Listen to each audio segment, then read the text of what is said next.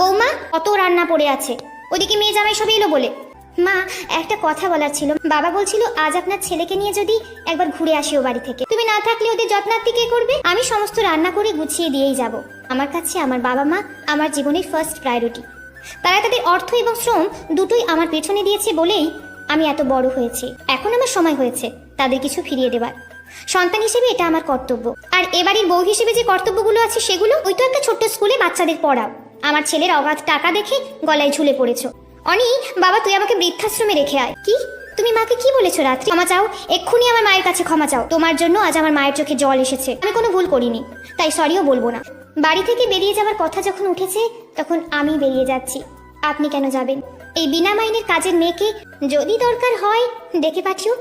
আজ বরং আসি। বর্তমানে এমন অনেক রাত্রি আছে যারা শত যন্ত্রণা সহ্য করে শ্বশুরবাড়িতে থেকে যায়, কারণ তাদের কোনো যাওয়ার জায়গা নেই।